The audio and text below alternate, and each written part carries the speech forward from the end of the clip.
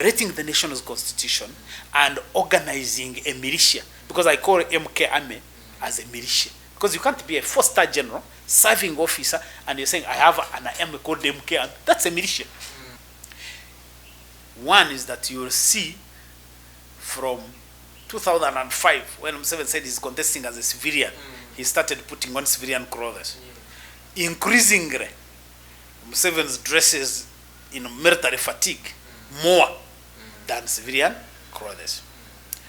Increasingly, right from around 2016, Museveni talks more of NRA than UPDF. Those are significant statements. They have profound implications of his mental programming of how the army behaves.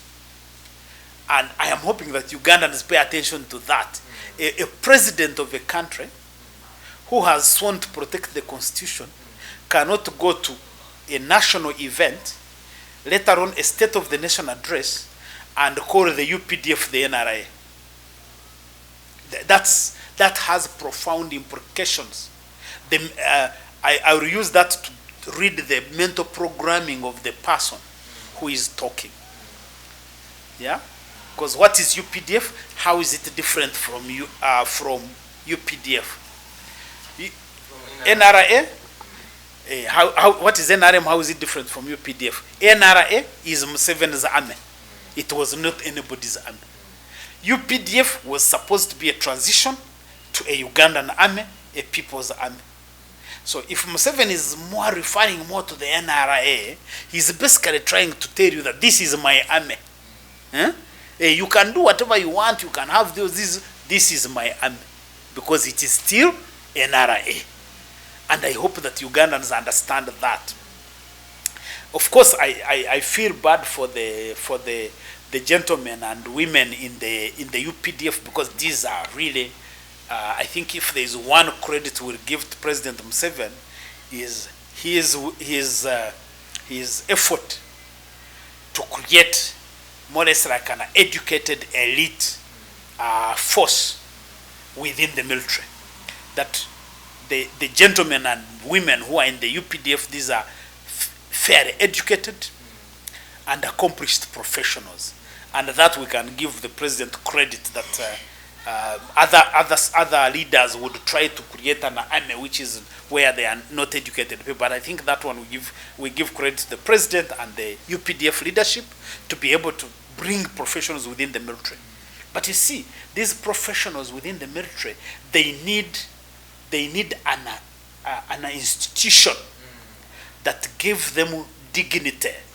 You don't want to be there and you are being called a Museveni army or a Museveni soldier, because you are not. You sought to defend your country. Yes, you can obey your commander-in-chief, but when the conflict comes between the commander-in-chief and your country, between the commander-in-chief and the people, your first call is to the people. Now, all of a sudden, the UPDF is there challenged in terms of its leadership, in terms of its credibility. You have now Museveni's son, who is a four-star general,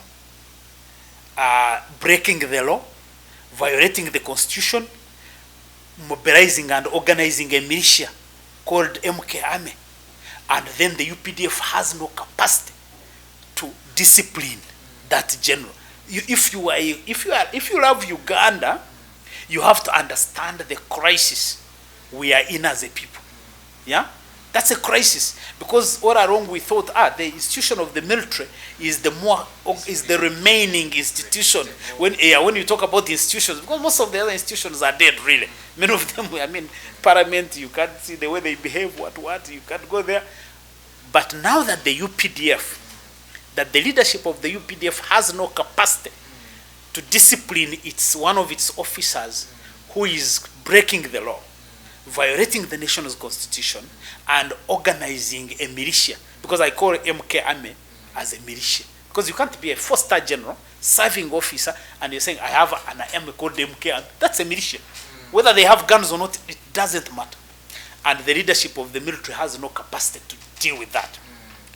And the commander-in-chief, I sympathize with Museveni because he's a father.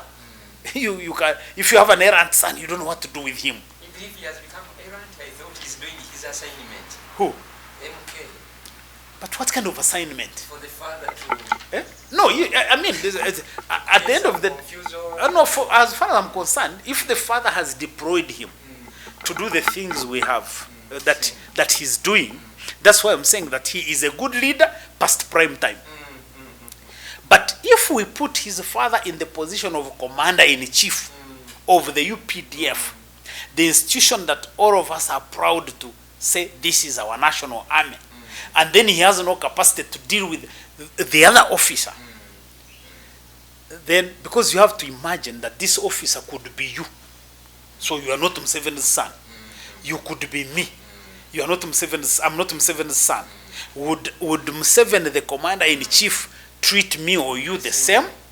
The moment he is able to treat his son with favor, that is institutional breakdown. Yeah, because normally institutions are strong when the rules that apply to everybody uniformly. When you start creating advantage for this one, because this one is my brother, the other one is my uncle, this is my child, then the institution, the credibility of institutions is put to test, and it can easily fail. Yeah. Now, if the MK army, which some people have likened to creating new thinking, new ideas in the NRM, okay, which if thinking it succeeded in creating which thinking and ideas, what is it? If it succeeded in creating contradictions in the NRM, wouldn't that be a good thing for the country? There is nothing good that comes out of lawlessness. Nothing good. There is nothing good that comes out of lawlessness. I mean, I really find it very disturbing that even for Muhoozi, that the guy who thinks he wants to be president of Uganda, he has no discipline to be able to say, I have to follow the law. I have to follow the rules. I mean, the biggest nightmare for any country is to have a lawless person becoming a president. Because you see, a president of any country, whether it is you, Muhoozi, or anybody, you are the chief law enforcement officer of any country. Now, you can't get a lawbreaker and you make him the chief law enforcement officer. Where do you end? Yeah? Where do you end? So, as a country, really, unfortunately... Because he has raised some good points on corruption. No, but you see, but he's a soldier, so does he want to deploy the army to fight corruption? Putting the NRM on the defensive. No, but so for him, what is he? For me, what is he? Says he's not the NRM. So what is he? Yeah. People think he's a reformer. You know? I don't know. I mean, it's some good in that movement. You see some good? No, as far as I'm concerned, as long as that this is a lawless operation, there is nothing good about it. Because I am a lawyer, I have studied all my 3 degrees are in law. I am a law-abiding citizen. I believe that lawful societies are the ones that are able to win the future. Lawless societies are bound to fail. As I mentioned, in a lawless society, everybody is a potential victim.